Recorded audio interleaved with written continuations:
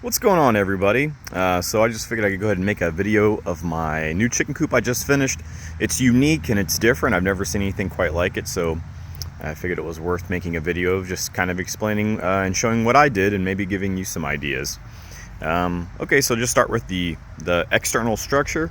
So this is all 18-ounce canvas, duck canvas, and then I used different size cedar for the trim. So there's 2 by 3/4, and then on the side is 6 by 3/4, and then get a little bit closer. So I use self-closing gate hinges. There's a little kayak tie off, and you'll see what that's for in a second.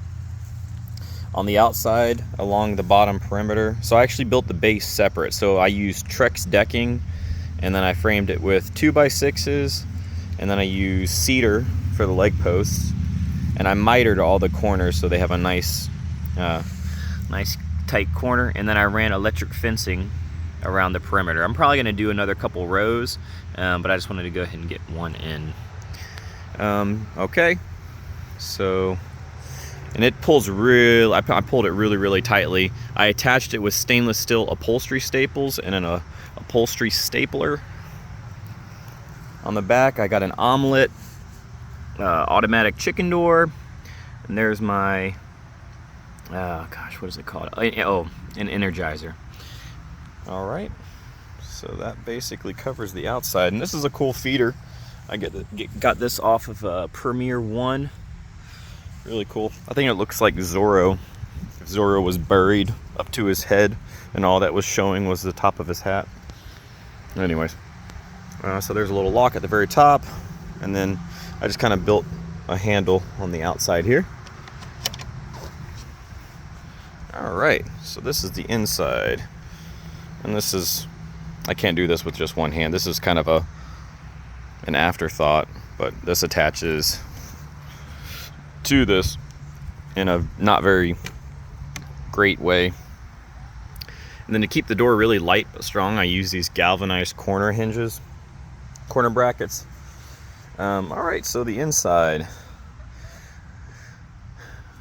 So you can just kind of see how I framed everything. And then for the bedding, it's not really bedding, it's just more like litter material. It's just fine pine shavings. Then I used shredded straw for the nesting boxes. Having a hard time seeing my screen here, so sorry if it's not a great shot. And then the wood that I used for all of the framing was 2x3s instead of 2x4s. For whatever reason, the quality seems a lot better on the 2x3s. For the money, they're very inexpensive. They're just nice and clean and easy to work with, and they're smaller and lighter. I don't know if I've already said that. And then for the wood material that I used for the nesting boxes, I used 1x6 dog-eared fence posts because they're very cheap, and they're treated, so whenever poo and stuff gets all over there, it's not going to affect them. And then for the roosting bars, I used these galvanized brackets, and then I cut these at that angle so they're removable. It's so hard doing this with one hand. Yeah, and then you just kind of knock it down in place, and there's multiple sets of them, and they just kind of keep going up. Yeah, and that's basically it.